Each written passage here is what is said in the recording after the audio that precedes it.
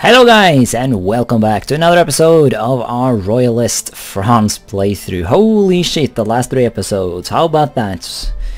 We went from not even being able to hold on to Alsace-Lorraine to being this blob. It is not very aesthetically pleasing yet, because a bunch of key territories were out of our reach, sadly. Yeah, I really want to get Emilia, but one good thing though is that at least people do not have... Why do you have Casus Belli against me exactly? Can I even see that? Why can they invade me? Bitch, I'm no longer over the infamy limit. Okay, so everyone still has Casus Belli against me for some reason. I'm gonna quickly reload the game and see if that fixes it. Or maybe we need to let it tick like a... Yeah, I'll let it tick like 1 month. And... which it... Well, yeah, we just lost that bit of infamy. So I'm gonna quickly try and reload this. Okay, so I reloaded the game, but people still have a Casus Belli against me for some reason. Don't know what's up with that. Austria does not, so maybe, yeah... Kind of looks like it's limited to great powers. Huh. Well, that's still rather annoying. I don't know why that is. But, yeah. Oh, here we go. Well, fun. Oh, so there was a crisis, and Hungary is now a thing! Whoa! And there's some artillery in Silesia. Who knew? And this army just revolted on itself. Well, would you look at that. Kill them all. Do not tolerate such heinous acts of badness. Alright, so our war exhaustion should be going down or not because of the stupid infinite rebellions. So we're now essentially trapped in like a never-ending cycle of rebellion, and yeah. Because what can you really do with these non-ending rebellions here? Alliance from Austria. He's not at war with anyone, so sure. Yes, look at this. We got some nice balkanization here. Hope Hungary eventually gets this chunk of Hungary back though, because this is a bit silly. Yeah, starting to think. Well, I don't even know what I'm thinking anymore. I know for a fact though that I'm getting sick of these rebels in Africa. Because I feel like I've got the Siamese border treaty. Yay! Can we do that now? You have not annexed this dipshit yet. That's annoying. Also, stupid rebels in stupid Vietnam. Kill them all. Korea? No, Korea is peaceful. This is good. Yeah, let's try the Siamese border treaty. Siam has agreed. And... Hey! Look at that! Okay, so that... Oh wow! We'd even annexed this little dude. Awesome! Very nice. Organized Langshan. So there we are. French Indochina. Just like that. I love it. There we are. French Asia. Just like that. Bloody beautiful. I also just got mass politics. So hopefully we can get the police states to try and chill the rebel organization a bit. But now I think we must go back to good old military technology. Because military will be the only way for us to ever survive any of this. War to end all wars. Well, we already fought one of those, so I don't know what you're up to. But sure, whatever.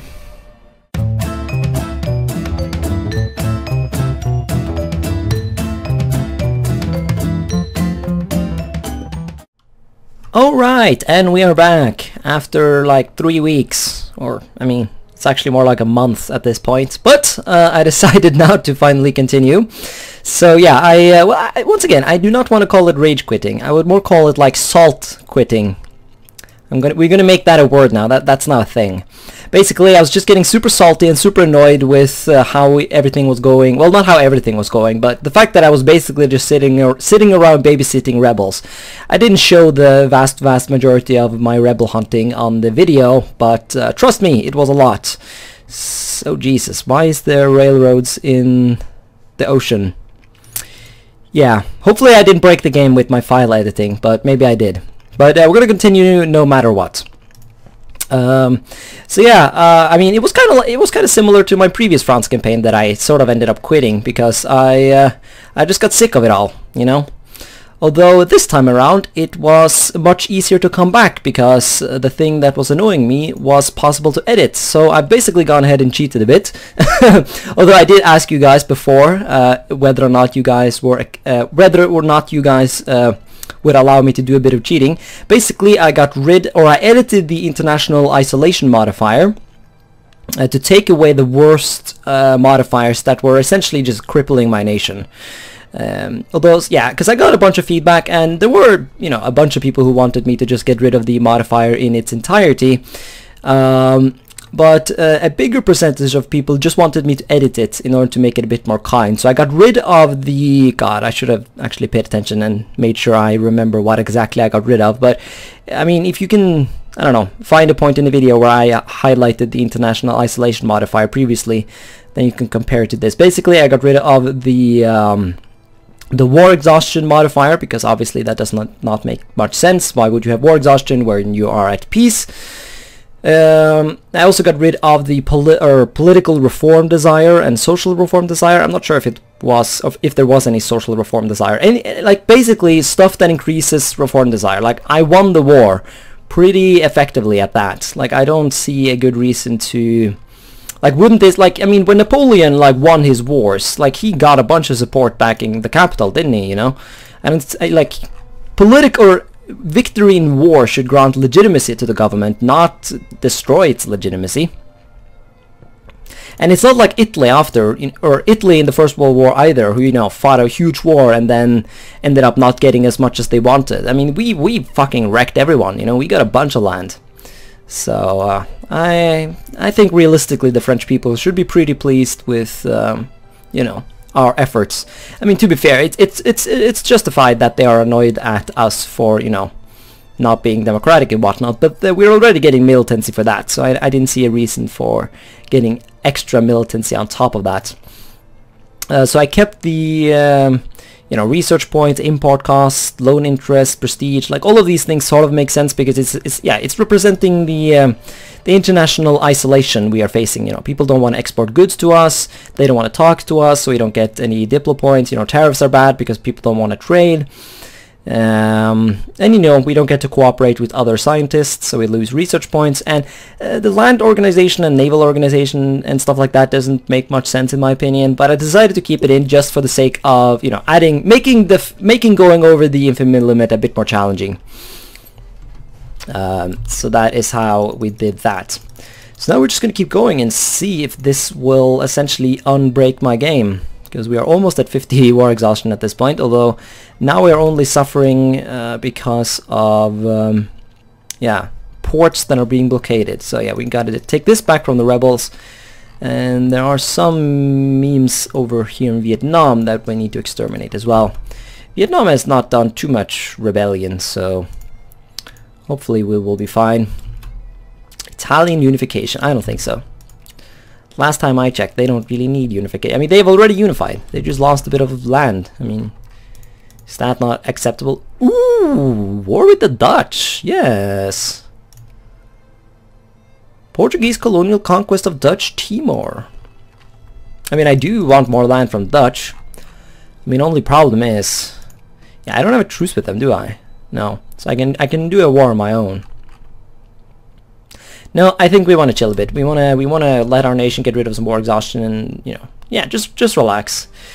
We will definitely be invading all of Europe again soon enough, because of course we are. I want to break the infamy limit again.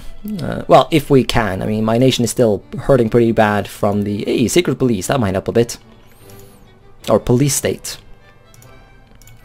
But yeah, you can see we're still getting crazy militancy, but I mean that's fair enough because we still have a lot of war exhaustion, so we need to wait for it to actually go away before we can really make a decision to see if my cheating was sufficient. We could do reforms, but I don't have a lot of reforms left to give at this point. Well, of course, other than voting, and let's face it, we're not giving them voting.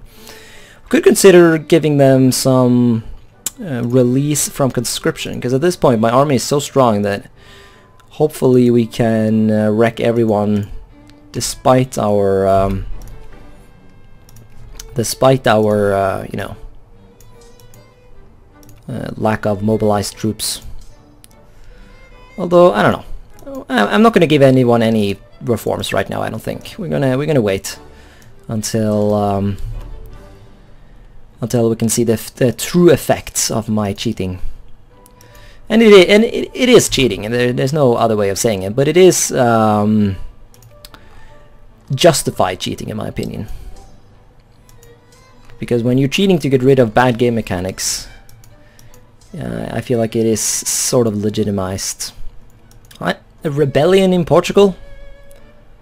How did you pull that off, Portugal?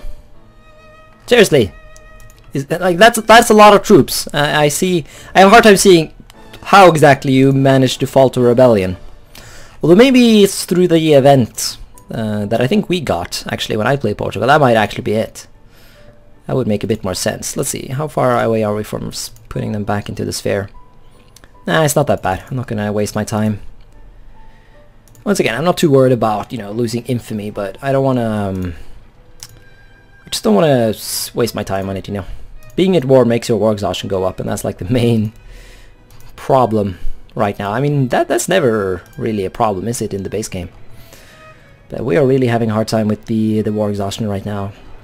I mean, this is the kind of shit I've been dealing with off screen. It's like, oh, let me just have 100,000 people in Milan. Like, how many times do you have to kill 100,000 people before they like, maybe we should chill with our rebellion? Maybe the French, you know, are onto something. Ooh. So there was a thaw in North Germany. They essentially, you know, the communists allowed for elections. Oh, Jesus Christ, though. There's actually a huge amount of communists in Germany. I've never seen something like that. 33% communist? I mean, yeah, that is a lot of fucking communist. Look at that. 34% of everyone in Berlin is a fucking commie. This will not do. But yeah, I don't know what caused this, but there's some fucking border gore in terms of cores going on between the South Germans and the North Germans. So, yeah. It'll be interesting to see who wins. South Germany, wait. Nah, actually, never mind. We know who's gonna win. The North Germans don't have an army anymore, so that probably explains that. Also, they're a secondary power. We should spare them. Yeah, we're even neutral, and we no longer have a truce. So, yeah, that's fucking a good idea. Good idea. Especially if they get thoroughly wrecked now by the South. Maybe they'll actually stay. What am I even trying to say? Maybe they'll stay a secondary power. But yeah, speaking of spherelings, we need to go hang out with Austria here. He's getting reactionaries. I mean, normally I guess I would support reactionaries, but... What? Ah, the Brazilians. Okay, I don't care about that. I mean, I do. I mean, I'm gonna put them back in my sphere, but, you know... I'm not gonna... care that hard about it. Yeah, the problem about reactionaries in this game is that they don't automatically put a king back into power. Austria is the democracy, so they would just make it into a presidential dictatorship, and presidential dictatorships are not stable in this game.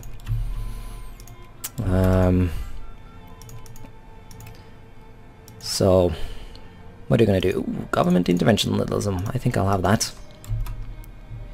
We think we'll have a bit of that. See, this is just like...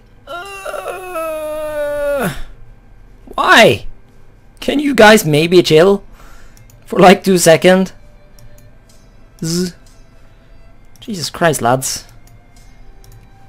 Jesus Christ. These are the kind of modifiers that just destroyed me, you know? You can see how much war exhaustion you are gaining from having stuff quote-unquote blockaded. As in there are rebels in the place. So... Yep, that is why being an absolute monarchy is difficult. But hey, one must suffer for beauty, or whatever. Ah! Stop! Also, I'm starting to see the, well, I have seen it for a while now, the the negative sides of blobbing hard in Africa. People, yeah, whenever some like dipshit in fucking Al Jaff gets salty, it's a bit challenging to get over there and, put their salt to rest. Wait, what? You can walk to Corsica? Has that all? Never mind, you cannot walk to Corsica. He was thinking about it, he was considering it. Oh, now he's oh, okay, right. If the navy is there, then he can quote-unquote walk to it. Fine. Yeah, automatic transport is really needed in this game. Got some cool decisions here. Plantations in Rwanda, Urundi. I mean, we have seen these things before, haven't we? The ooh, we can kill people. Let's not do that. Killing people in this campaign simply wouldn't achieve anything.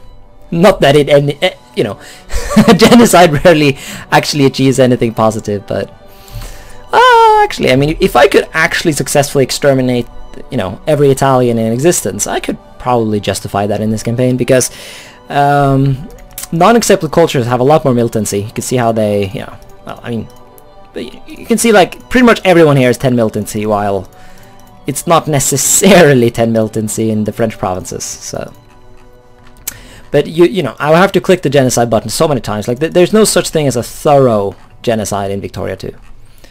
You can only kill like a couple of people. I mean, that's not necessarily entirely unhistoric. I mean, are there Armenians today in Turkey, or did they get rid of all of them? Because I assume like the type of genocide modeled in this mod is more like the Armenian one. It's not quite as systematic as the Holocaust. But still, though, I've not heard of any Armenians today in Turkey.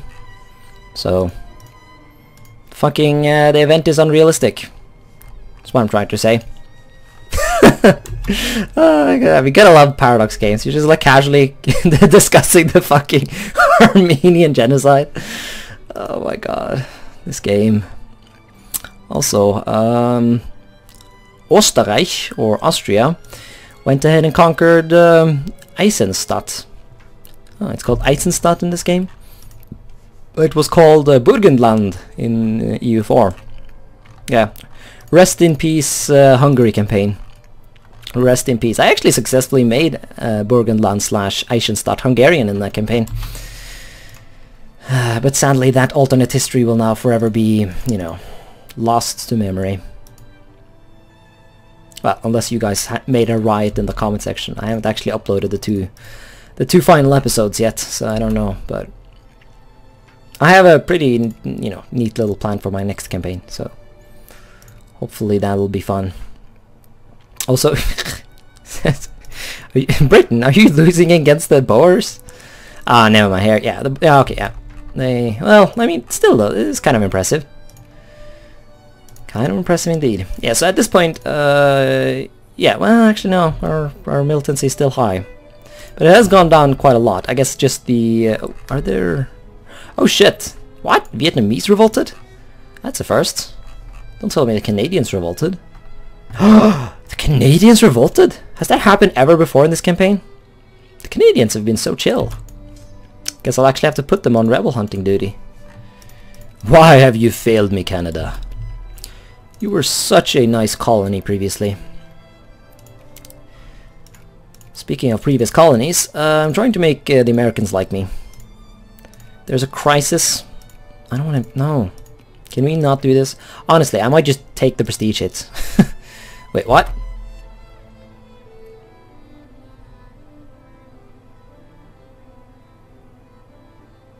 Why am I in this crisis? What colonization are you talking about? Kasai?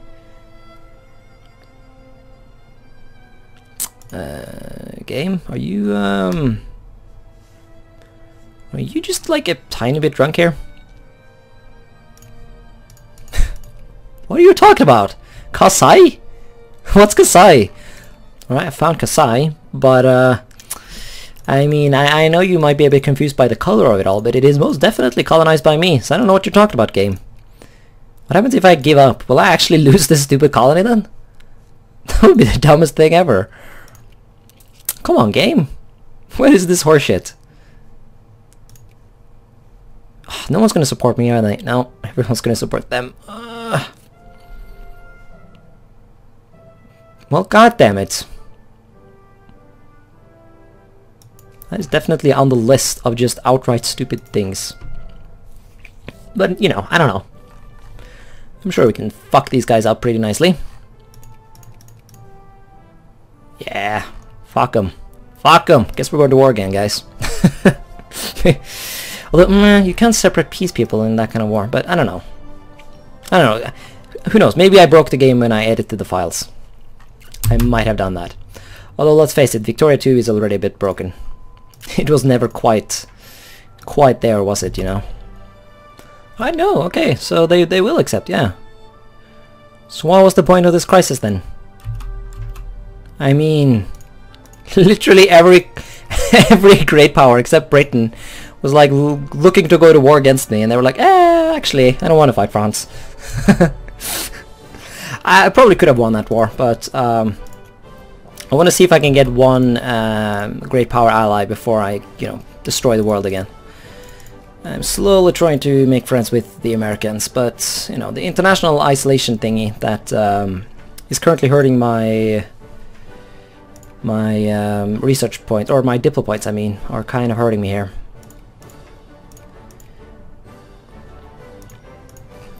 Also, it would be pretty awesome if I could successfully sphere the Germans, the North Germans that is, before war breaks out. Although they might become a great power soon, which would be annoying, because then I would have to fight them, but, you know. I will attempt to achieve what I want to achieve. Alright, so I was unable to make the Americans an ally, because they don't like me for some reason. Maybe it has something to do with me conquering all the things, but, you know, that's expected. I'm fucking Royalist France. What do you expect? We also did sphere Germany, or North Germany, but I mean, look at the sphere though. We are doing just fine. Oh, Serbia is no longer. It became communist. That's why. Yeah, maybe we'll pick up Serbia at some point.